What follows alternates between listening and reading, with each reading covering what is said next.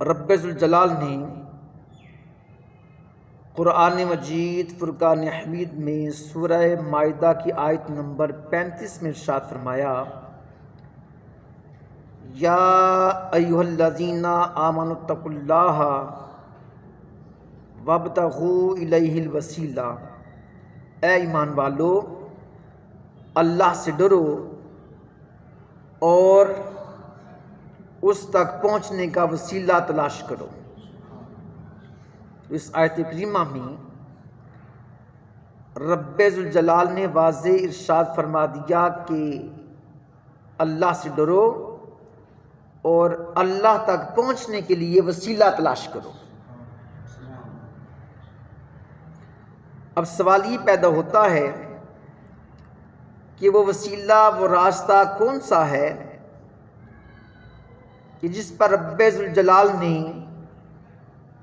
چل کر ہمیں اپنے تک پہنچنے کا حکم دیا؟ تو آئیں قرآن مجید فرقان حمید سے پوچھتے ہیں، اللہ کی پاک اور سچی کتاب ہمیں بتا کہ وہ راستہ، وہ وسیلہ کون سا ہے جس پر چل کر ہم رب ذوالجلال تک رسائی حاصل کر سکتے ہیں۔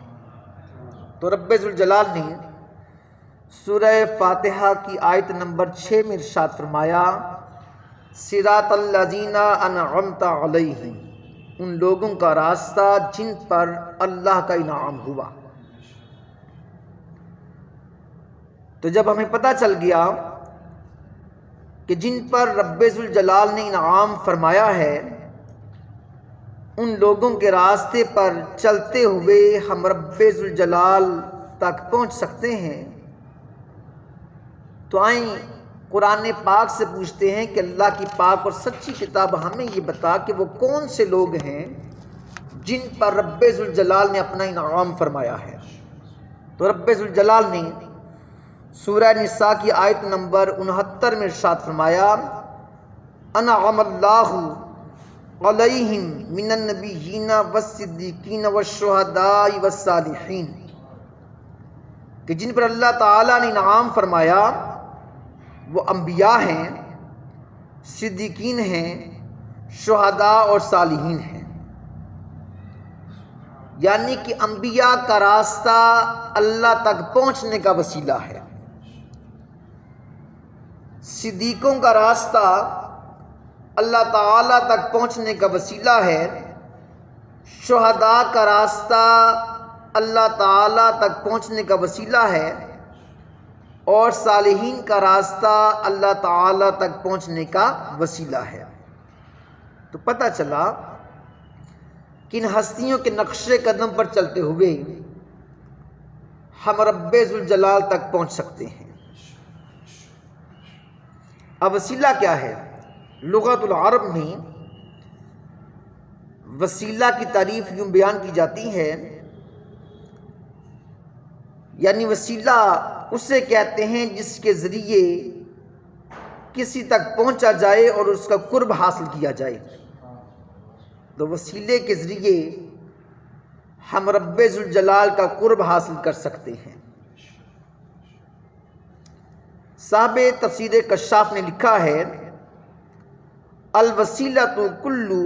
ما یتقرب بہ، اور وسیلہ ہر وہ شے ہے جس سے کسی کے لیے تقرب حاصل ہو جائے، یعنی وسیلے کے ذریعے قرب حاصل ہوتا ہے۔ تو رب ذوالجلال نے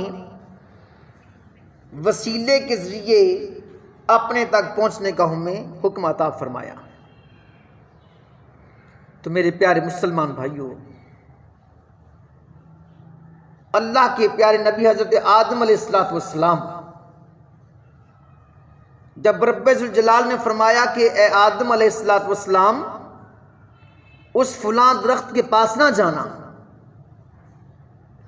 اور جب وہ چلے گئے انہوں نے اناج کا دانہ کھا لیا، تو رب ذوالجلال نے ان کو جنت سے زمین پر بھیج دیا۔ وہ بہت رونے لگے، روتے رہے۔ کتابوں میں لکھا ہے کہ 350 سال تک حضرت آدم علیہ السلام آنکھوں سے آنسو بہاتے رہے، وہ روتے رہے، مگر ان کی توبہ قبول نہ ہوئی۔ بالآخر ان کی توبہ قبول کیسے ہوئی؟ رب ذوالجلال نے سورہ بقرہ میں آیت نمبر 37 میں ارشاد فرمایا، فَتَلَقَّى آدَمُ مِن رَّبِّهِ كَلِمَاتٍ فَتَابَ عَلَيْهِ إِنَّهُ هُوَ التَّوَّابُ الرَّحِيمُ۔ پھر سیکھ لیے حضرت آدم علیہ السلام نے اپنے رب سے چند کلمات، تو اللہ نے ان کی توبہ قبول فرمائی۔ بے شک وہی ہے جو توبہ قبول کرنے والا ہے، نہایت رحم کرنے والا ہے۔ اب وہ کلمات کون سے تھے جو حضرت آدم علیہ السلام نے سیکھ کر اللہ کی بارگاہ میں وہ کلمات ادا کیے تو رب ذوالجلال نے ان کی توبہ کو قبول فرما لیا۔ امام حاکم نے، ابو نعیم نے، امام بہقی نے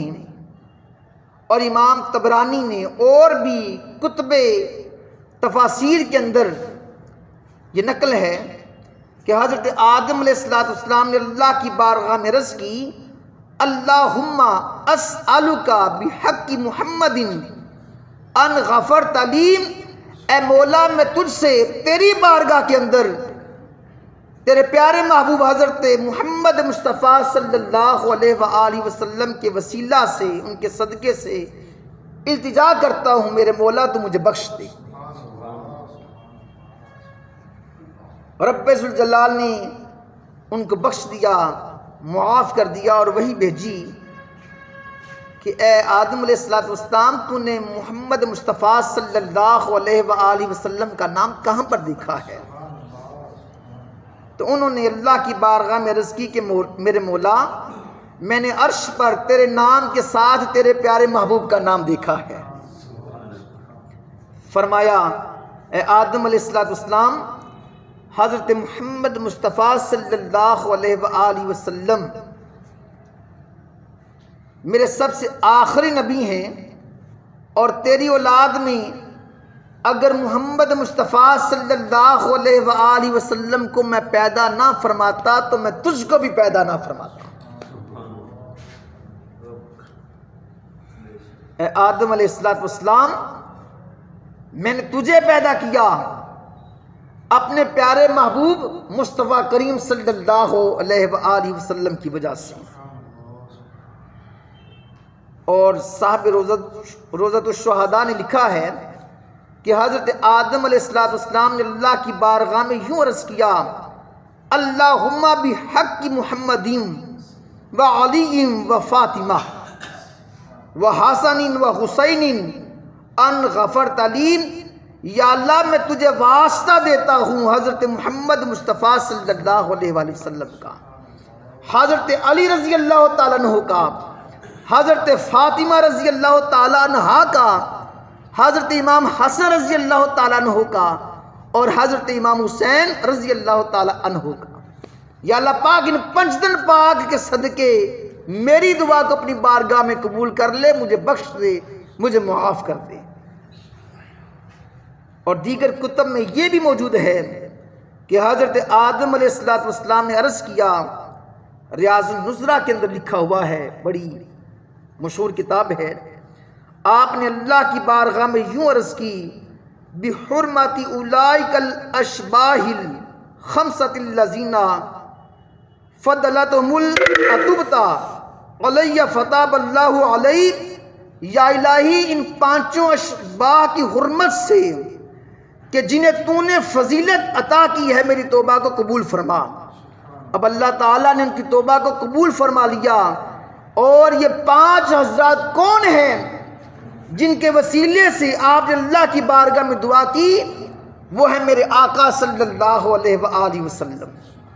حضرت ابوبکر صدیق رضی اللہ تعالیٰ عنہ، حضرت عمر فاروق رضی اللہ تعالیٰ عنہ، حضرت عثمان غنی رضی اللہ تعالیٰ عنہ، اور حضرت مولا علی شیر خدا رضی اللہ تعالیٰ عنہ۔ اب پتہ چلا کہ حضرت آدم علیہ السلام نے ان تینوں روایات کے مطابق اللہ کی بارگاہ میں توبہ اور دعا کی، کن کے صدقے، کن کے وسیلہ سے؟ میرے آقا صلی اللہ علیہ وآلہ وسلم کے وسیلے سے، پنجتن پاک کے وسیلے سے، اور خلفائے راشدین کے وسیلے سے۔ تو حضرت آدم علیہ السلام آپ کی توبہ اللہ کی بارگاہ میں قبول ہوئی تو وسیلے کے ذریعے ہوئی۔ تو رب ذوالجلال نے حضرت آدم علیہ السلام کو بخش دیا، ان کی توبہ کو قبول فرما لیا۔ تو حضرت آدم علیہ السلام کی توبہ اللہ کی بارگاہ میں وسیلے کے ذریعے قبول ہوئی تھی۔ پہلے 350 سال گزر گئے، روتے رہے، اللہ کی بارگاہ میں دعائیں کرتے رہے،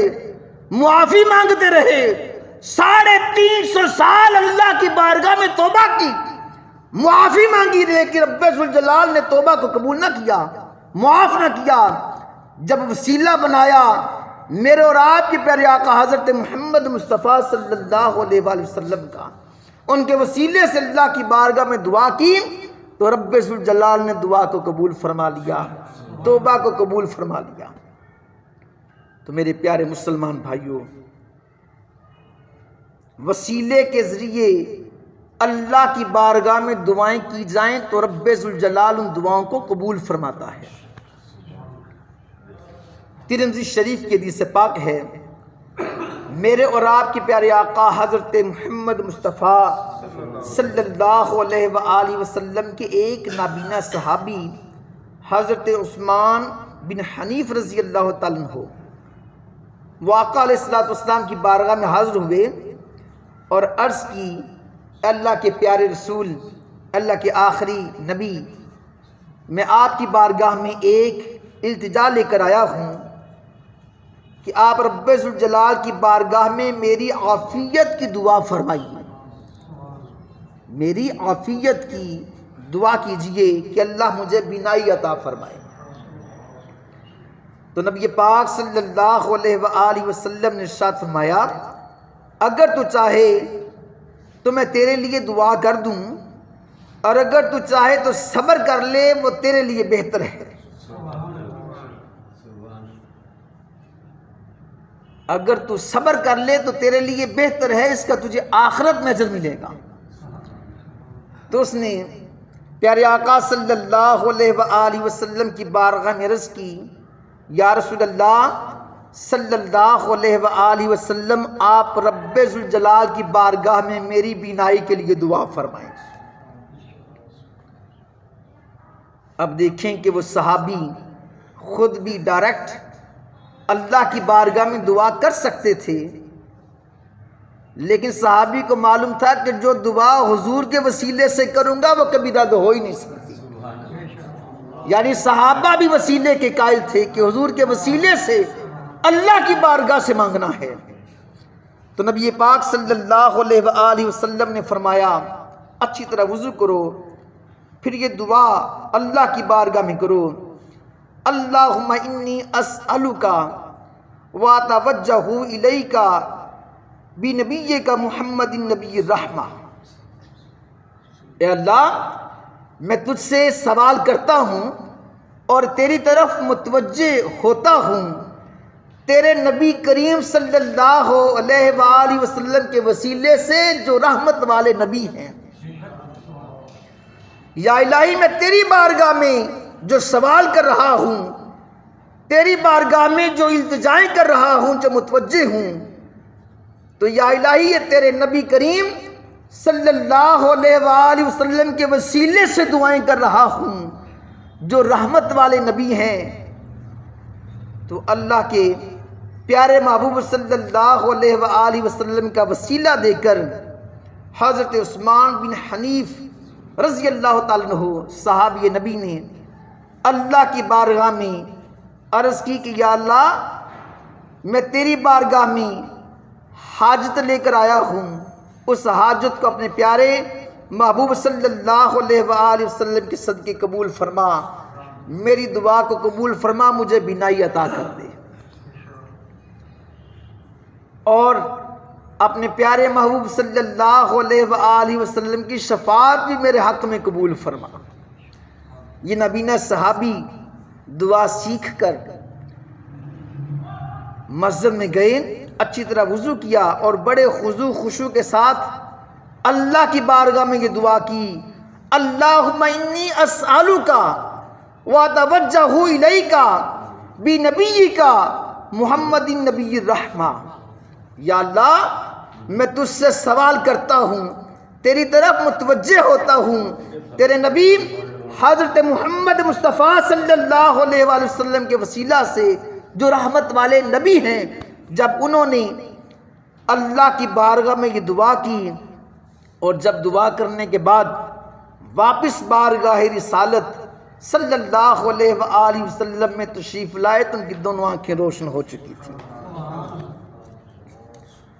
اب دیکھیں حضور نبی پاک صلی اللہ علیہ وآلہ وسلم کے صحابی بھی حضور کے وسیلے سے اللہ کی بارگاہ میں دعائیں کر رہے ہیں، ملتا نہیں کیا کیا دو جہاں کو تیرے در سے، ملتا نہیں کیا کیا دو جہاں کو تیرے در سے، ایک لفظ نہیں ہے کہ تیرے لب پہ نہیں ہے، یعنی کہ جو بھی حضور سے مانگو گے حضور عطا کریں گے، حضور کی زبان اقدس سے یہ لفظ نہیں نکلے گا کہ نہیں ہے، حضور عطا کرنے والے ہیں۔ تو حضور نبی پاک صلی اللہ علیہ وآلہ وسلم کے وسیلہ سے اللہ کی بارگاہ میں دعائیں قبول ہوتی ہیں۔ 17 ہجری میں حضرت فاروق اعظم رضی اللہ تعالیٰ عنہ کا دور تھا۔ حضرت کعب رضی اللہ تعالیٰ عنہ حضرت فاروق اعظم رضی اللہ تعالیٰ عنہ کی خدمت میں حاضر ہوئے اور آپ نے عرض کیا، اے عمر بن خطاب رضی اللہ تعالیٰ عنہ، یا امیر المومنین، عوام سخت پریشان ہے، قحط پڑا ہوا ہے، بھوک ہے، مایوسی کی وجہ سے لوگ بڑے بے چین ہیں، بارش نہیں ہو رہی، بارش کی بڑی ضرورت ہے۔ تو اے امیر المومنین، بنی اسرائیل میں یہ دستور تھا کہ جب اس قسم کا قحط نمودار ہوتا تو وہ انبیاء کرام کے خاندانوں کا وسیلہ بنا کر اللہ کی بارگاہ میں دعا کرتے تھے، اللہ ان کی دعاؤں کو قبول فرماتا تھا۔ کہ بنی اسرائیل والے بھی وسیلے کے قائل تھے، چاہتے تو ڈائریکٹ دعائیں بھی مانگ سکتے تھے، لیکن ان کو معلوم تھا کہ جب اللہ کے نبیوں کے خاندانوں کا وسیلہ بنا کر اللہ کی بارگاہ میں دعائیں کریں گے تو وہ دعائیں قبول ہی قبول ہوں گی۔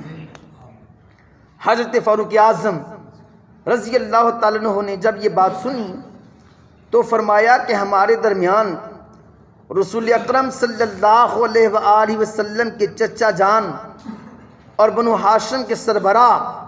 حضرت عباس رضی اللہ تعالیٰ عنہ موجود ہیں، جو سرکار دو عالم صلی اللہ علیہ وآلہ وسلم کو اپنے والد کی طرح عزیز تھے، اس لیے ہم ان کے وسیلے سے اللہ کی بارگاہ میں دعا کرتے ہیں۔ یہ سوچ کر اب حضرت عباس رضی اللہ تعالیٰ عنہ کے پاس گئے اور ان کو دعا کے لیے آمادہ کیا۔ دوسرے روز لوگ اکٹھے ہوئے، ممبر بچھا دیا گیا، حضرت فاروق اعظم رضی اللہ تعالیٰ عنہ نے حضرت عباس رضی اللہ تعالیٰ عنہ کو اپنے پاس ممبر پر بٹھا لیا اور اللہ رب العزت کی بارگاہ میں آپ نے یوں دعا فرمائی کہ یا الہی، ہم تیرے پیارے نبی کریم صلی اللہ علیہ وآلہ وسلم کا وسیلہ پیش کرتے ہیں کہ تو ہمیں بارش عطا فرما، اور ہم اب تیرے پیارے نبی کریم صلی اللہ علیہ وآلہ وسلم کے چچا حضرت عباس رضی اللہ تعالیٰ عنہ کا وسیلہ پیش کرتے ہیں کہ تو بارش عطا فرما۔ پس بارش عطا کی گئی۔ اب حضرت فاروق اعظم رضی اللہ تعالیٰ عنہ جیسی ہستیاں اب اللہ کی بارگاہ میں دعائیں کر رہے ہیں، پہلے پیارے آقا صلی اللہ علیہ وآلہ وسلم کا وسیلہ پیش کیا، پھر آپ کے پیارے چچا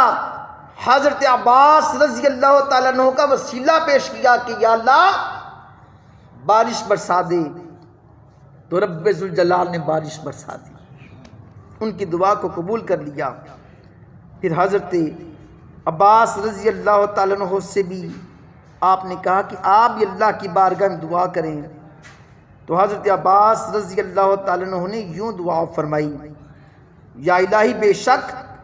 بادل بھی تیرے پاس ہے اور پانی بھی بادل پھیلا دے گا، پھر ہم پر بارش نازل فرما، جڑوں کو مضبوط شاخوں کو لمبا کر دے۔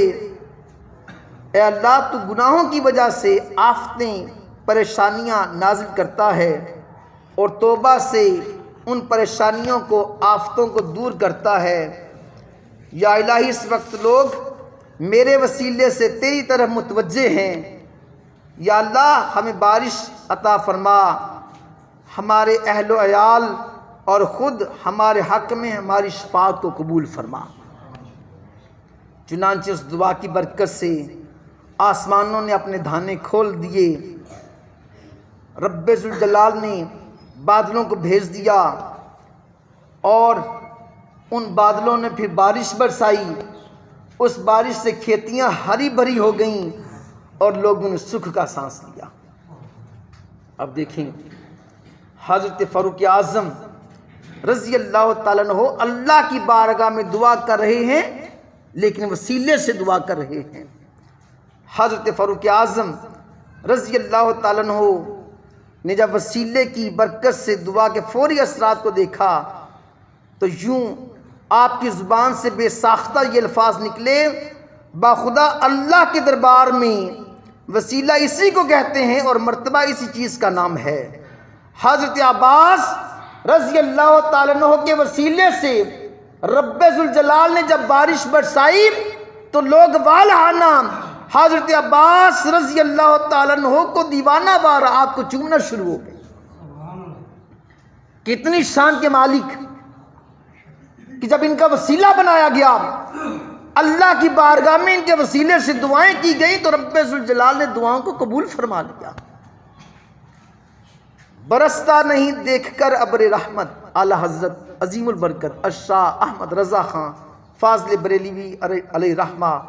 آپ کی روح تڑپی، آپ فرماتے ہیں برستا نہیں دیکھ کر ابر رحمت، بدوؤں پر بھی برسا دے برسانے والے، چمک تجھ سے پاتے ہیں سب پانے والے، میرا دل بھی چمکا دے چمکانے والے۔ تو میرے پیارے مسلمان بھائیوں، جب اللہ رب العزت کی بارگاہ میں وسیلے سے دعائیں کی جائیں تو رب ذوالجلال ان دعاؤں کو قبول کرنے والا ہے۔ اور سیرت کی کتابوں کے اندر لکھا ہے، روح المعانی کے اندر یہ روایت موجود ہے کہ حضور نبی پاک صلی اللہ علیہ وآلہ وسلم کی آمد سے پہلے، ابھی حضور نبی پاک صلی اللہ علیہ وآلہ وسلم ظاہری طور پر دنیا میں تشریف نہ لائے تھے، آپ کی آمد سے پہلے، آپ کی تشریف آوری سے قبل، جب بنی اسرائیل والوں کو کوئی مصیبت آتی، پریشانی آتی، جب وہ جنگ لڑتے اور جب ان کو نظر آتا کہ اب فتح کے امکانات ختم ہو چکے ہیں، ہم جنگ ہار جائیں گے، تو وہ پھر اللہ رب العزت کی بارگاہ میں یوں دعا کیا کرتے تھے کہ یا الہی ہم تیری بارگاہ میں، کیونکہ حضور صلی اللہ علیہ وآلہ وسلم کی شانوں کا جو ذکر ہے یہ حضور صلی اللہ علیہ وآلہ وسلم کی تشریف آوری سے بہت قبل یہود و نصارہ کی کتابوں کے اندر بھی موجود تھا۔ تو جب ان کا پریشانی آتی تو وہ حضور کا وسیلہ بنا کر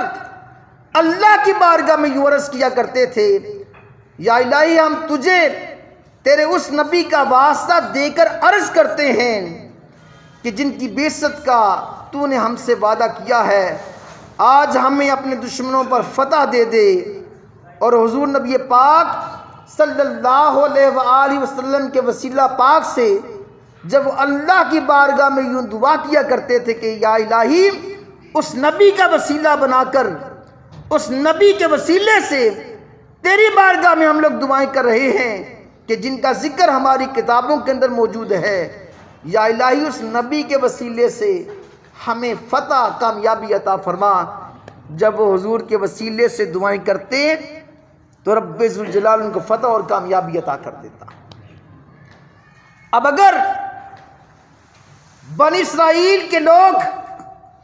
اللہ کی بارگاہ میں حضور کا وسیلہ بنا کر دعائیں کریں تو رب ذوالجلال ان کی دعاؤں کو رد نہیں کرتا۔ ہم تو حضور کے غلام ہیں، حضور کے امتی ہیں، جن سے حضور نبی پاک صلی اللہ علیہ وآلہ وسلم نے محبت فرمائی ہے۔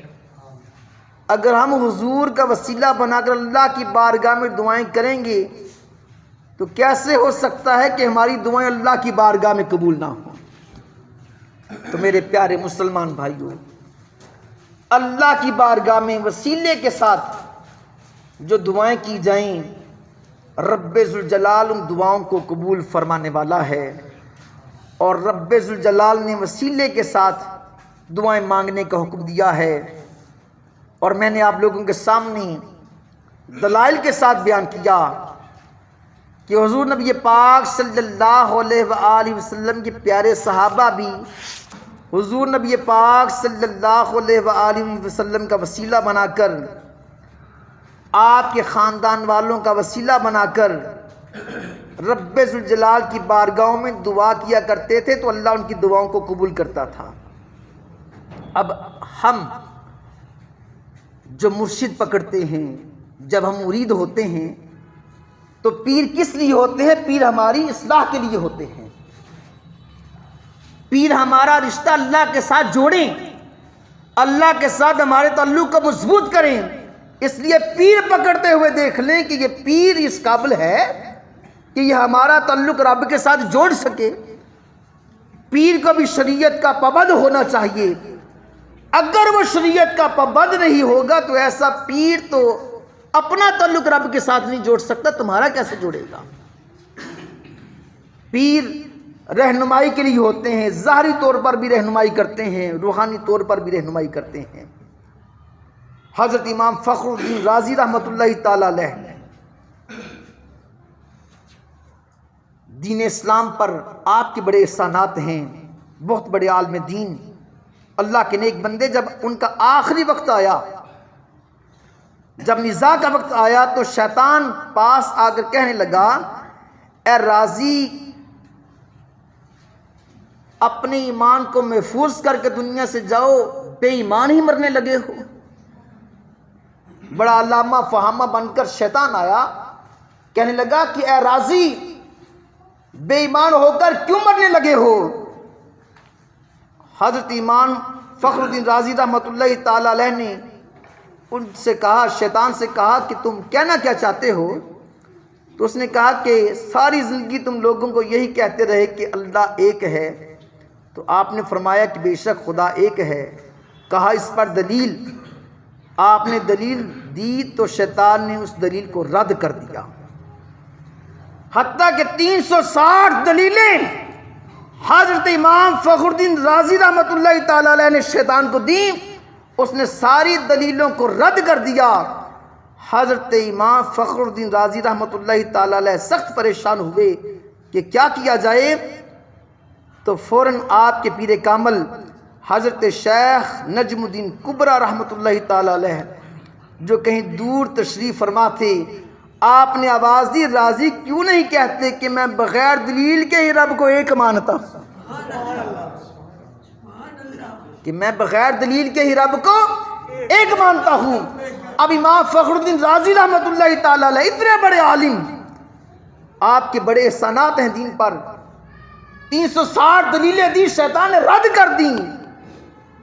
تو ایمان محفوظ کیسے ہوا؟ پیر کامل کی نظر کرم سے۔ تو جو پیر کامل ہوتے ہیں وہ رب تک پہنچنے کا ایک وسیلہ ہوتے ہیں۔ تو رب ذوالجلال نے ہمیں حکم دیا کہ میری بارگاہ میں پہنچنے کے لیے وسیلہ تلاش کرو، وابتغوا الیہ الوسیلہ۔ تو وسیلے کے ذریعے رب تک پہنچنے کا رستہ رب ذوالجلال نے ہمیں خود عطا فرمایا ہے۔ اور میں نے دلائل کے ساتھ بیان کیا کہ صحابہ بھی اللہ کی بارگاہ میں وسیلے کے ساتھ دعائیں کرتے رہے۔ تو جب ہم اللہ کے نیک بندوں کے پاس جاتے ہیں، کسی کی مریدی اختیار کرتے ہیں، تو وہ اللہ تک پہنچنے کے لیے ہمارے لیے ایک وسیلہ ہوتے ہیں۔ اور ایک بات آپ کو بھی میں عرض کروں کہ جب کسی کو پیر پکڑیں تو دیکھ لیا کریں کہ یہ بندہ صاحب شریعت ہے کہ نہیں ہے۔ یہ چیزیں بھی بہت ضروری ہیں، کیونکہ زیادہ تر لوگ ایسے پیر بنے ہوئے ہیں کہ جو خود صاحب شریعت نہیں، خود ان کا رشتہ رب ذوالجلال کے ساتھ مضبوط ہے ہی نہیں، ہمارا کیسے مضبوط بنائیں گے؟ اللہ کی بارگاہ میں دعا ہے کہ رب ذوالجلال ہمیں قرآن و احادیث پر عمل کرنے کی توفیق عطا فرمائے، آمین۔ وما علینا الا البلاغ المبین۔